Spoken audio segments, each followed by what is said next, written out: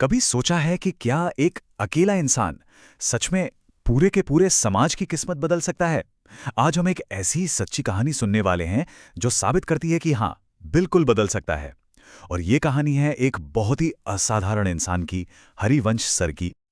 और पता है, इस कहानी को जो बात और भी पावरफुल बनाती है, वो ये है कि ये कोई मनगढ़ंत किस्सा नहीं है। ये कहानी सीधे इस लेख से ली गई है। मतलब एक तरह से ये हमें याद दिलाती है कि असली हीरो सिर्फ फिल्मों में ही नहीं होते, वो हमारे आपके बीच भी होते हैं। तो चलिए कहानी शुरू करते हैं। ये कहानी हमें ले चलती है एक छोटे से गांव में।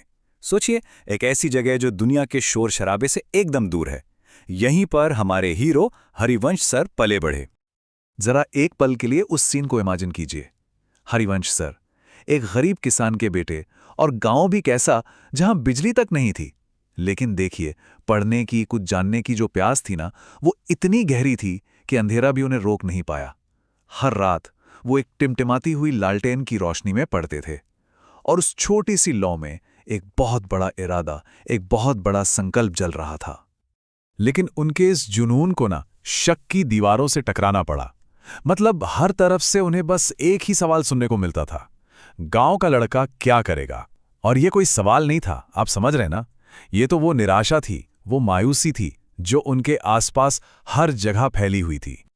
और बस यहीं पे कहानी में एक जबरदस्त मोड़ आता है। लोगों के इतने शक के बावजूद हरिवंश सर ने हार नहीं मानी, बल्कि उन्होंने खुद से एक वादा किया। एक ऐसा वादा जो कभी टूटने वाला नहीं था। उन्होंने तय किया कि अगर मैं आगे बढ़ा तो गांव के बच्चों को भी अपने साथ आगे बढ़ाऊंगा, उन्हें कभी पीछे नहीं रहने दूंगा। और जानते हैं, यही वादा उनकी पूरी जिंदगी का मकसद बन गया। तो चलिए अब देखते हैं कि एक टीचर के तौर पर उन्होंने इस वादे को एक कमाल की हकीकत में कैसे बदला। टीचर बनने के बाद ना, वो एक तरह से एक दोराहे पर खड़े थे। एक तरफ थी सरकारी नौकरी, मतलब सिक्योरिटी, अच्छी सैलरी, आराम की जिंदगी। लेकिन उन्होंने कौन सा रास्ता चुना? उन्होंने उस आरामदायक रास्ते को छोड़ दिया और अपने गांव के स्कूल में ही पढ़ाने का फैसला किया। मतलब एक तरफ थी स्टेबिलिटी और दूसरी तरफ थी सेवा। और उनका पढ़ाने का तरीका, अरे वो तो एकदम ही अलग था। कोई फीस नहीं लेते थे, कोई फिक्स्ड टाइम टेबल नहीं था। आप सोच सकते हैं, वो सुबह 5 बजे उठकर घर घर जाते थे बच्चों को इकट्ठा करने के लिए। कोई बच्चा नंगे पैर आ गया तो अपनी चप्पलें उसे दे दी, कोई भूखा है तो अपना लंच उसके साथ शेयर कर लिया। कमाल है ना? तो बात साफ है ना?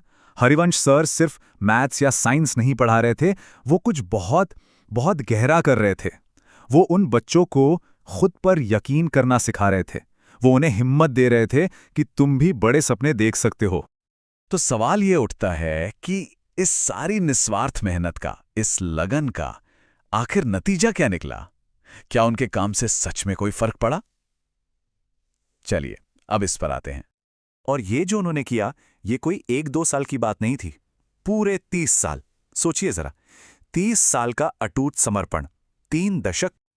और नतीजा? नतीजा हैरान कर देने वाला था। उनके पढ़ाए हुए दर्जनों बच्चे डॉक्टर, इंजीनियर, बड़े बड़े ऑफिसर बने। उन्होंने उन हर एक इंसान को गलत साबित कर दिया जो कभी कहता था, अरे गांव का लड़का क्या ही कर लेगा। अब जब उनके स्टूडेंट्स इतने सफल हो गए तो लोग अक्सर उनसे पूछते थे, सर आपने दूसरों के लिए तो इतना कुछ कर दिया, पर आपने अपने लिए क्या किया, अपने लिए क्या कमाया?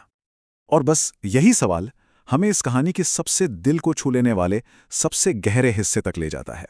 मतलब हरिवंश सर की जिंदगी की असली फिलॉसफी क्या थी? उनका जो जवाब था ना, वो सच में दिल को छू लेने वाला था। वो बस मुस्कुराकर कहते थे, मेरे लिए तो बस इतना ही काफी है कि जब मेरा कोई बच्चा अपने पापा से गर्व से ये कहे कि मैं हरिवंश सर का स्टूडेंट हूं, बस यही थी उनकी असली दौलत, यही था उनका असली इनाम। तो इससे एक बात तो बिल्कुल साफ हो जाती है ना? हरिवंश सर के लिए असली दौलत पैसा या प्रॉपर्टी नहीं थी। उनकी असली दौलत थी वो इज्जत, वो सम्मान, वो विरासत जो उन्होंने अपने कर्मों से कमाई थी।